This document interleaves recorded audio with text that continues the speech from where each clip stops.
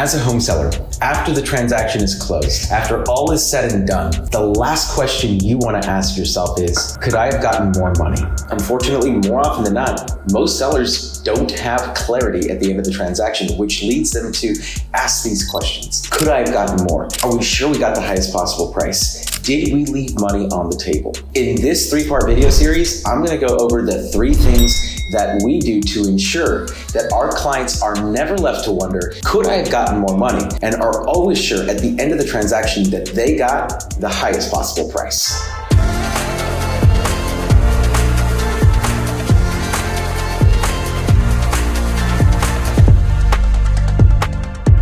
For those of you who are new to the channel, my name is Danny Gould. I'm the CEO of the Selling Silicon Valley Group. Over the last 8 years after graduating from Stanford University, I've helped well over 200 families buy and sell homes here in the San Francisco Bay Area, and over $200 million worth of real estate sold in that time. You can check us out on Google, over 255-star reviews. And in that time, in those 8 years, I have created a strategy that effectively leaves no doubt in the seller's mind that they sold their home for the highest possible price. So let's get into that.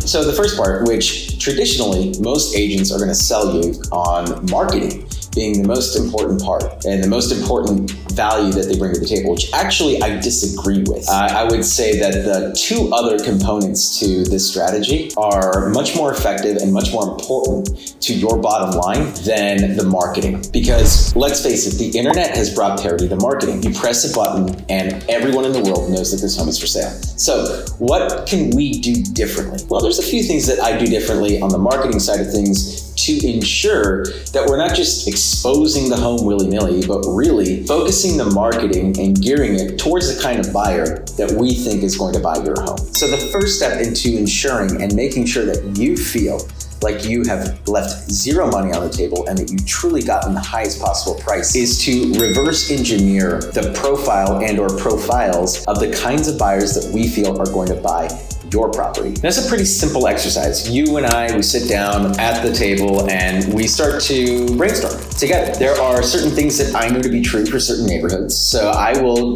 come to the table with what I've seen, but then also you being the boots on the ground, having lived in that neighborhood for 5, 10, 15, 20, God knows how many years, you probably have a pretty good idea of who's moving into the neighborhood right now. Are there a lot of investment properties in the neighborhood? Some neighborhoods are very investment heavy. And so these are things that we need to consider when listing the home, because yes, while we can press a button and everyone knows about it, we want to position the home correctly. And the marketing is the positioning of the home. It's not just exposure, but it's also how we position it, how we gear the marketing. What does the copy look like online? What are the pictures saying about the house? What is the video saying about the house? Can we gear and fine-tune the messaging to attract the kinds of buyers that we believe are most likely going to buy your home? The answer is yes. The answer is always yes. And knowing how to fine-tune the marketing in that way is the artistry part of it. Now, when done properly, the marketing is going to do such a good job for us that we're going to get a flurry of interest. And it's important in those moments to not get carried away and start hyperventilating, so to speak, and get distracted from the ultimate objective. What is the ultimate objective? The ultimate objective in marketing is to create buzz. It's to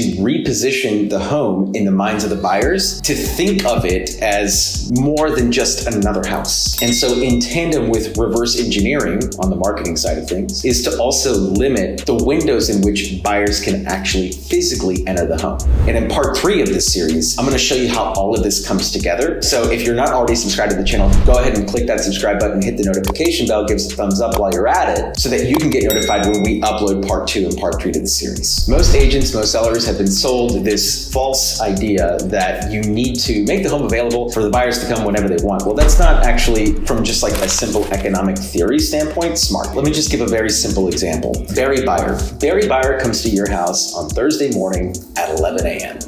And in the total absence of competition, he starts to ask questions like, I wonder how much the seller would take for this property. And, I wonder how long that stain in the ceiling has been there. Small, trivial things like that, things of that nature. We take that same Barry Buyer and put him in a room full of competition, say on a Saturday at 2 p.m. during the open house when there's tons of people inside the home is buzzing. By limiting the showings, Barry buyer is now in the same house, but instead his attention flows to the competition that's currently at the property. Because as human beings, we're just programmed to think that everyone else is like us. So Barry buyer walks into a house full of 50 people. In which scenario do you think Barry's going to offer more for the property? In the total absence of competition, or where there's 50 other people inside the home? Great marketers can alter the perceived demand on a home, and there's no better way to do that than by limiting the amount of time slots or windows that the buyers can come see the property. Now, there are some exceptions to this rule, like if a buyer is headed out of town or something, so then we'll make special arrangements, but 99% of the time, we are limiting showings to only allow buyers to come through the property when we know there's going to be foot traffic from open houses and other sources. So by reverse engineering the marketing and the messaging to the kinds of buyers that we believe are going to buy the property, and then in turn limiting the amount of times that the buyers can actually access the home to increase the perceived demand on the property, that's really where we see a lot of success in terms of